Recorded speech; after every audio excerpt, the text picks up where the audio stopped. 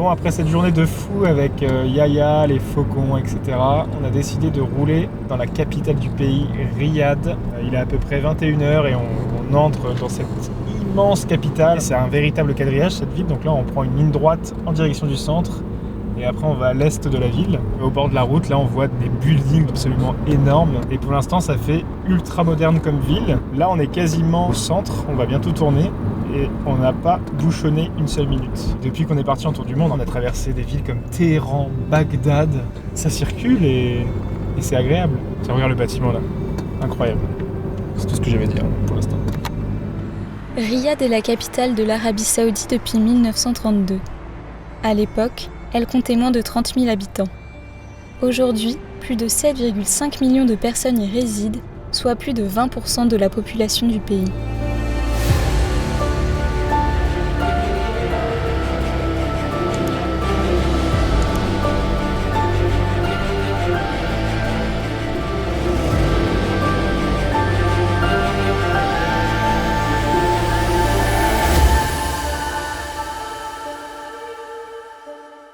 Là, on est dans le désert, juste à côté de Riyad. On n'a jamais vu un désert aussi dégueulasse. Franchement, je crois qu'il n'y a pas d'autre mot. On a tourné pendant 15 minutes dans les dunes. Impossible de trouver un endroit où il n'y a pas des déchets partout. C'est déprimant de voir ça. C'est tellement beau le désert. Et là, c'est juste dégueulasse. Aller dans la capitale, c'est donc une belle opportunité d'en apprendre plus sur la culture et l'histoire saoudienne, de comprendre les grands changements qui bouleversent ce pays avec la vision 2030 et de trouver des réponses aux questions que l'on se pose sur les femmes saoudiennes.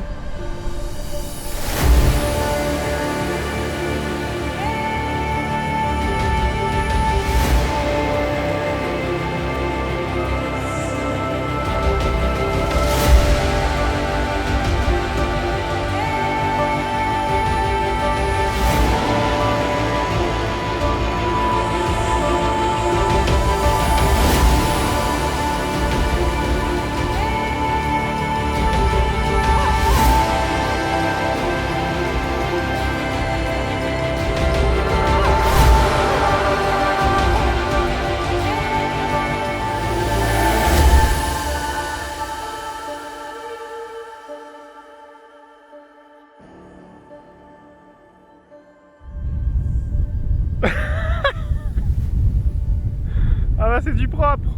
On vient de passer 3 jours dans ce désert à côté de Riyad. Comme chaque semaine, on passe 3 jours sur le montage vidéo et une fois que c'est fini, on peut poursuivre l'exploration. Et donc là, c'était en même temps que le week-end saoudien qui se déroule le vendredi et le samedi. Et donc on a vu pas mal de monde, il y a plusieurs personnes qui nous ont invités à prendre le barbecue. Malheureusement, il y avait beaucoup de vent, donc on a dû annuler. Et puis dans ce désert, il y a beaucoup de camps de bédouins tout autour en tout cas. Du coup ils proposent des tours en quad, pas toute la journée mais par exemple ce matin des gros quads sont passés juste à côté de nous. À partir de 10h, on voit plus personne dans le désert parce qu'il commence à faire bien chaud. Mais il est 12h30 et il fait 38 degrés déjà. Ah ouais. L'été vient de s'abattre sur nous. Donc on va partir à la découverte de cette capitale. Il y a un plateau en plastique qui roule. C'est quoi? On dirait une roue mais non c'est un plateau en plastique qui fait son chemin. Et puis voilà, on va te faire découvrir cette grosse capitale. Let's go!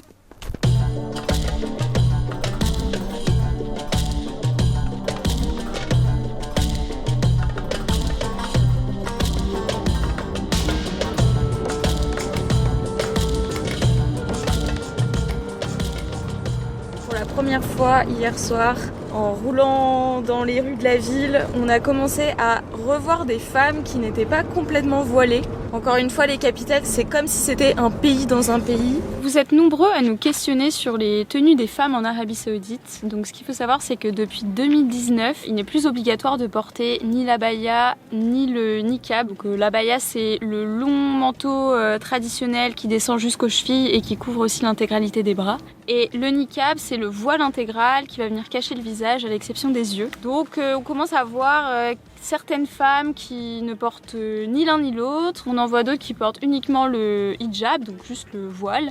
Mais la majorité d'entre elles continuent de porter cette tenue traditionnelle, surtout dans les campagnes. Et parfois, elles laissent transparaître un petit bout de ce qu'il y a en dessous, comme des chaussures ou parfois on voit même des pantalons colorés. Les Saoudiennes s'habillent selon les tendances et selon leurs envies. Et avant que cette obligation soit levée, seuls leurs maris, les membres les plus proches de leur famille ou d'autres femmes pouvaient les voir sous leur abaya et sous leur voile. On sait qu'en France, le port du voile, c'est un sujet qui est très controversé. Mais aujourd'hui, en Arabie Saoudite, on est incapable de dire combien de femmes le portent par envie ou par tradition ou peut-être même à contre-cœur. Pour les touristes comme nous, il n'y a aucune obligation pour la tenue vestimentaire. On se contente simplement d'avoir une tenue et un comportement décent dans les lieux publics. Sinon, ce qu'on a pu observer aussi, c'est que généralement les hommes s'adressent en premier à Jérémy, vont même poser des questions sur moi mais sans s'adresser à moi. C'est vrai que quand c'est comme ça, au début je répondais machinalement et maintenant je leur dis juste il est juste là, tu peux lui demander et ça débloque quelque chose, pas tout le temps. Des fois vraiment jusqu'au bout ils vont me poser des questions que à moi et regarder que moi, mais c'est rare. Et sinon c'est très agréable de voyager en Arabie Saoudite. On passe un excellent séjour, les gens sont hyper agréables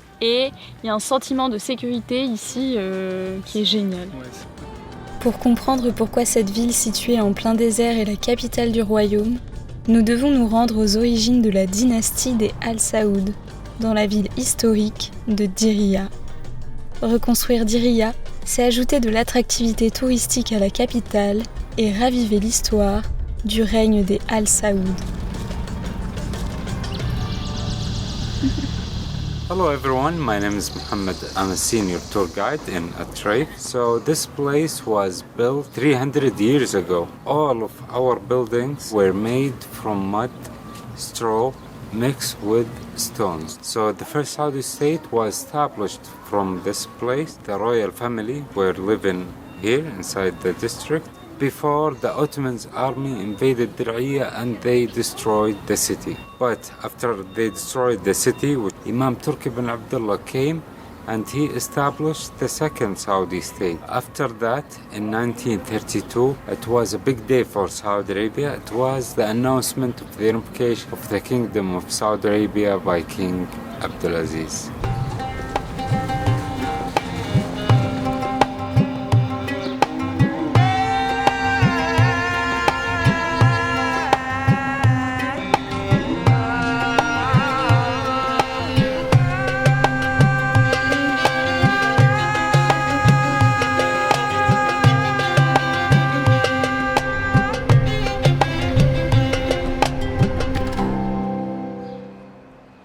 Donc quand on arrive à Diriyah, c'est la première fois depuis notre arrivée en Arabie Saoudite qu'on voit autant de Saoudiens et de Saoudiennes au même endroit et du coup ça nous permet d'observer des comportements qu'on n'avait pas forcément vus avant dans le pays. On a vu notamment des couples se tenir la main en public légalement. On n'a pas le droit de faire beaucoup plus en Arabie Saoudite. Et on a également vu des hommes avec parfois 1, 2 ou 3 femmes. Alors ça ne veut pas forcément dire que c'était ses épouses, mais en Arabie Saoudite légalement, un homme peut avoir jusqu'à 4 femmes. On a également vu des groupes de femmes qui nous ont fait des grands coucous, des grands sourires quand elles ont vu la caméra. Mais souvent dans le pays, quand elles sont en présence d'un homme, c'est plutôt l'homme qui va nous faire un signe. En tout cas, c'est ce que nous on a observé dans nos interactions, mais ça ne veut pas dire que c'est la vérité absolue. Ce qu'on a remarqué par rapport aux semaines précédentes, c'est qu'à Riyad, on a pu avoir autant des échanges avec des hommes qu'avec des femmes. Mais par contre, pour filmer une femme et lui poser des questions face à la caméra, c'est quasiment impossible et elles disent toujours non. Et même pour prendre une photo, c'est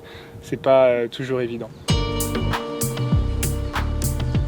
Les milliers de locaux s'entrecroisent avec les expatriés d'Asie qui posent chacune des pierres de ces édifices et assurent les différents services dans ce lieu pensé pour le tourisme.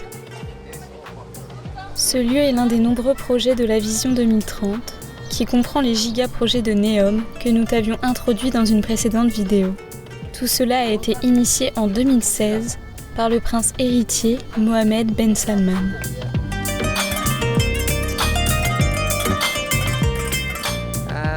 I think it's taking the country in a very good direction. Mohammed Salman good. Yes, Mie. He's our idol, so yes, of course we love him.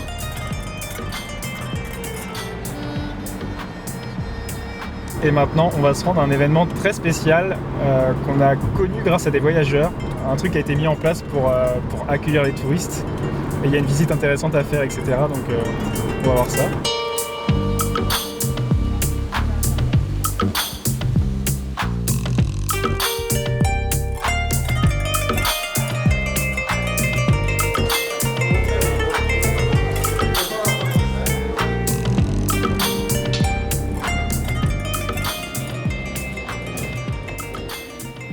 nous avez posé la question des divertissements. Ce qu'on a pu observer, c'est que les femmes sortent autant de jour que de nuit. Ça peut être avec la famille, le mari, mais aussi avec des groupes de copines. Elles ont accès aux mêmes divertissements que les hommes, et ce qu'on voit le plus, nous, en tant que touristes, c'est les femmes qui font du shopping. Et d'ailleurs, il y a même des étages de centres commerciaux qui sont réservés uniquement aux femmes, certainement pour qu'elles puissent aussi, pourquoi pas, se dévoiler et être tranquilles pendant leur session de shopping.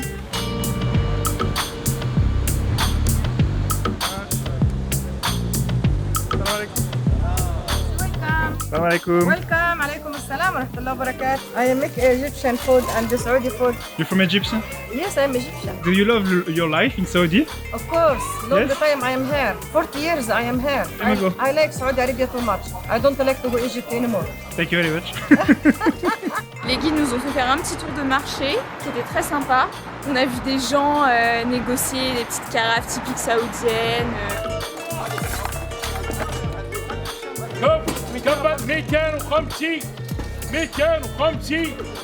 Des vendeurs d'encens, cette espèce de bois qu'on fait brûler. 1 kilo of a good type can cost you from 4,000 up to 60,000, 70,000 here. After the meal, if the host wants to tell his guests that the invitation is done, he will bring the incense again.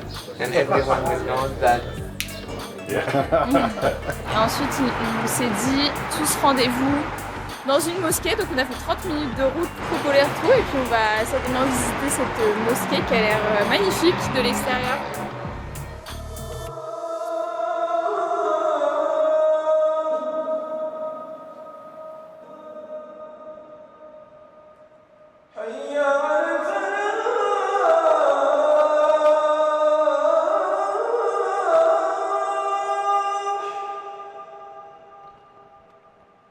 For men, it's a must that they pray in a mosque. As long as they are not traveling, they are not too sick, there is not too much rain, or they haven't eaten garlic or onions. Because if somebody eats garlic or onions, they would smell. For women, it's up to them. They can pray at home with more rewards. They can come to the mosque if they wish.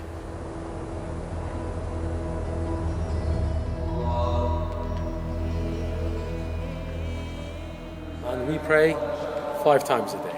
But we get the reward for 50 prayers because it's a general rule in Islam that a good deed is multiplied by 10, where a sin is counted as 1. So if I harm somebody and I say, please God, forgive my sin, God will never forgive this sin. I need to apologize to the person that I have wronged. If they forgive me, then I can ask God for forgiveness and God will forgive this sin. Nous avons un nouvel homme dans cette voiture. Alors, salam alaikum. Donc on a fini notre visite, notre free tour on va dire, c'était génial, trop sympa, les mecs avaient un super anglais donc on a pu apprendre plein de choses, on a posé notamment des questions sur les relations hommes-femmes, c'est trop intéressant parce que c'est tellement différent de nous et à la fin du coup ils nous ont donné plusieurs cadeaux, donc j'ai eu cette tobe avec le kéfier, Léna elle a eu une tenue très colorée avec des fleurs et puis après on a eu un sac avec tout un tas d'objets dedans donc voilà, c'est trop sympa et c'est vraiment pour accueillir les visiteurs et puis on a mangé un kemseh, le plat qu'on avait mangé dans le désert en Irak. C'est très très bon.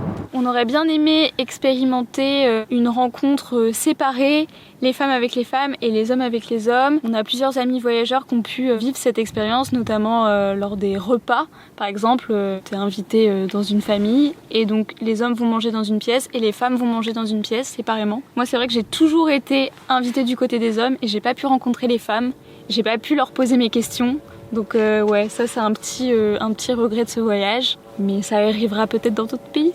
J'ai essayé de mettre le kéfier tout à l'heure, c'est encore brouillon, je pense. Hein, tu peux le dire dans les commentaires, n'hésite pas, je sais, j'ai conscience. Autant le schmar, j'ai l'impression d'avoir un petit peu maîtrisé le sujet, mais alors là, kéfier...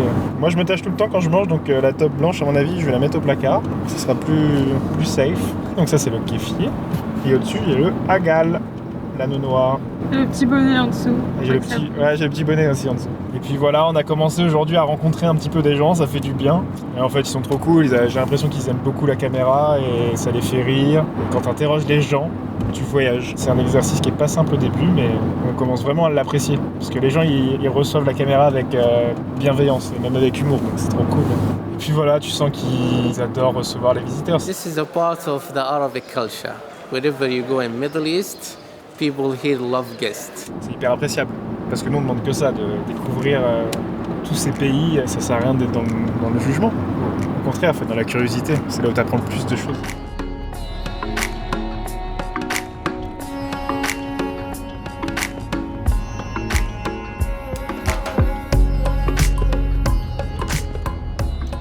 Comme on l'a vu, la vision 2030 du pays vise à diversifier son économie dans différents secteurs.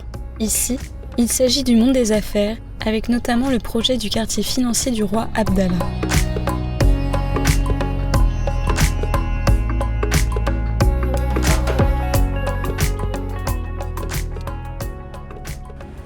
Lorsque la dernière phase sera achevée, il sera composé d'une 60aine de gratte-ciel, connectés par des passerelles solaires climatisées, d'un système de monorail automatique de 3,5 km, d'une gare de 45 000 m² et de bâtiments futuristes tels que la Grande Mosquée, considérée comme un véritable chef-d'œuvre architectural.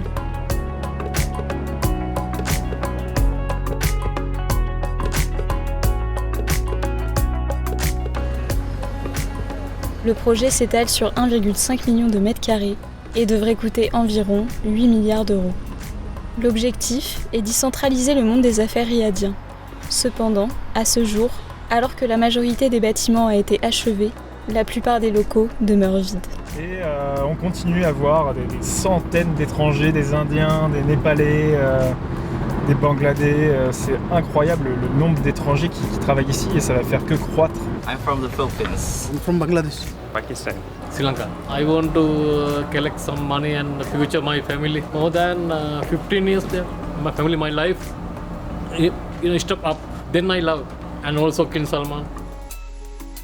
Ce sont les 12 millions d'expatriés d'Asie qui réparent, bâtissent et entretiennent le royaume depuis les années 70. Ils occupent plus de 90% des postes dans le secteur privé et leur salaire annuel moyen est d'environ 11 000 euros. Where are you from? Nepal. How much money you make 1 month? 2,000. And in Nepal? 1 lakh. La plupart d'entre eux sont des hommes venus seuls, car une taxe de 100 euros par mois s'applique pour chaque membre de leur famille qui viendrait résider dans le pays avec eux.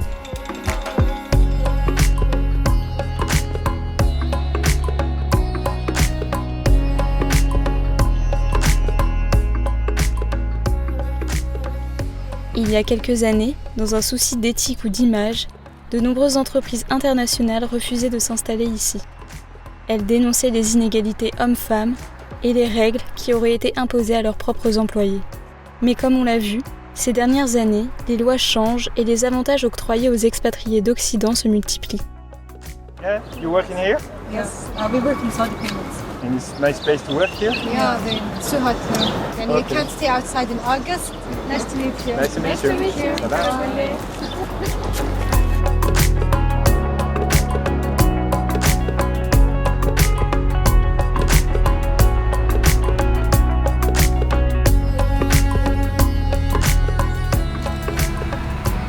Waouh! Torsade Tower, je vais prendre.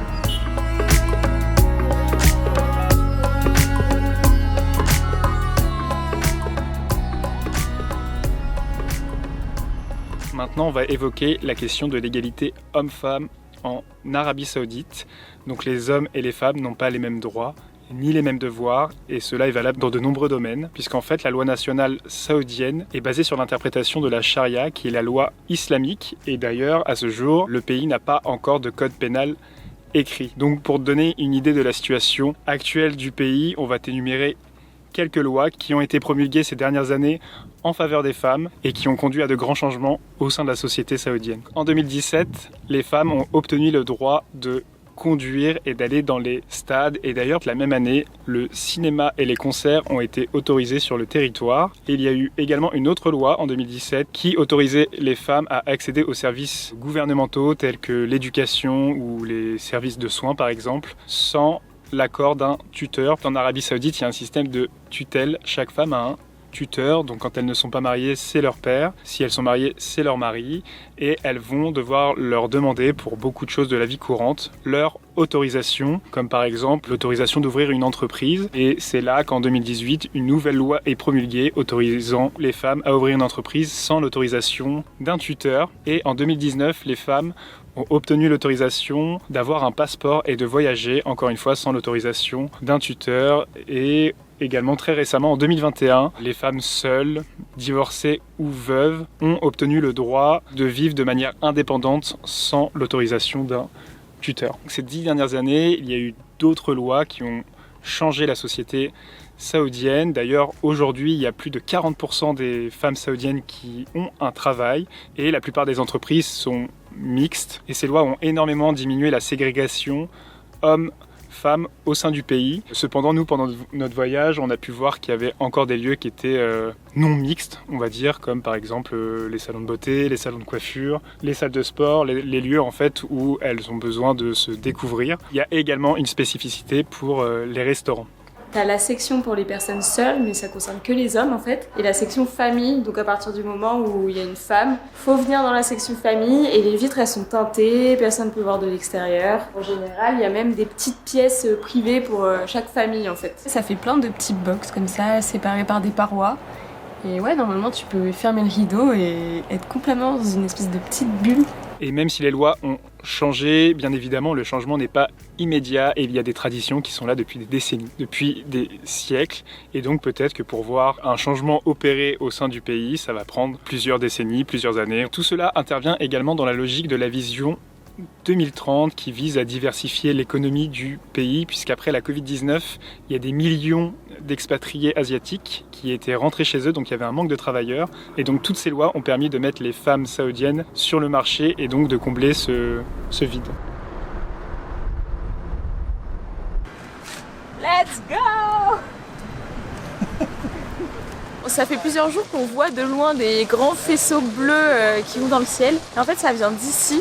Ça s'appelle Riyadh Season. C'est comme si c'était un peu un parc à thème et puis aussi une sorte de grand centre commercial à ciel ouvert avec plein de lumière. Et la grosse surprise, le truc auquel on s'attendait vraiment pas, c'est ça. C'est les œufs comme dans les stations de ski pour se déplacer d'un endroit à un autre.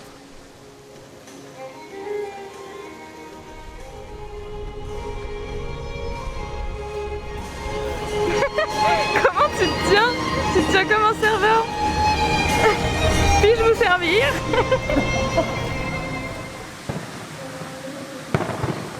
C'est trop drôle parce que on attire vachement les regards. Et pourtant on a vu quand même 2-3 autres touristes. Mais ouais, on est tellement peu que tout de suite ils nous regardent. Là il y a un groupe de femmes derrière, il y a 5 minutes et c'est comme ça, ils nous regardent et tout, c'est assez rigolo. Bah, la plupart sont bienveillants, dès qu'on leur fait coucou, ils font coucou, ils sont contents de nous voir, etc.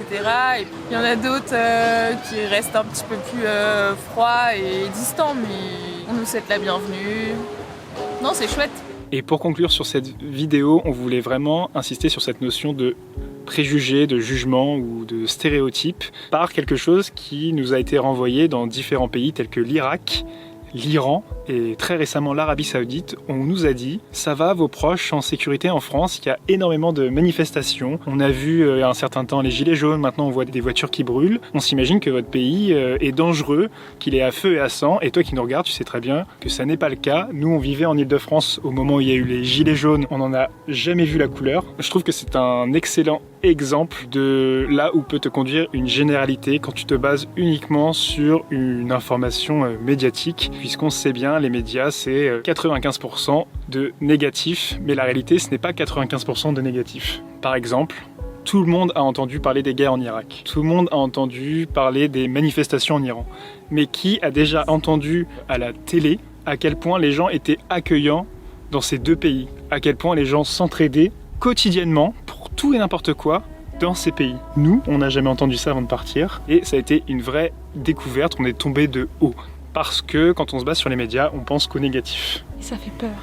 Et ça fait peur alors que ça ne reflète pas du tout la majorité de ce qui se passe dans un pays. Donc évidemment, cela ne veut pas dire que tout est blanc, mais c'est surtout pour te dire que tout n'est pas noir non plus. Et pour en revenir aux femmes saoudiennes, bien entendu, il y en a qui sont en désaccord avec ce qui se passe dans leur pays, mais aussi avec ce qui peut se passer dans leur famille. Mais il y a aussi des femmes qui sont en accord avec ce qui se passe dans leur pays et avec leur famille, et encore une fois, cela dépend de la situation de chacune d'entre elles. Par contre, le peu de femmes saoudiennes avec lesquelles on a pu échanger, elles ont toujours su mettre en avant ce sentiment de sécurité, ce sentiment de cohésion familiale, à quel point ils étaient proches de leurs enfants, mais aussi de leurs parents, des grands-parents, qui en fait restent avec eux, ils prennent soin des personnes âgées, et elles ont aussi salué le respect qu'on leur donnait continuellement dans la rue. Les femmes ne se font pas agresser, elles ne se font pas insulter. Donc c'est souvent les choses qui sont ressorties, même si on n'a pas eu énormément d'échanges avec des femmes, c'est les choses qui ont principalement été mises en avant. Voilà, merci d'avoir regardé cette vidéo. N'hésite pas à laisser ton avis dans les commentaires ou à compléter ce qu'on a pu dire dans cette vidéo. Toujours dans la bienveillance, voilà, et pour avoir des échanges constructifs les uns les autres.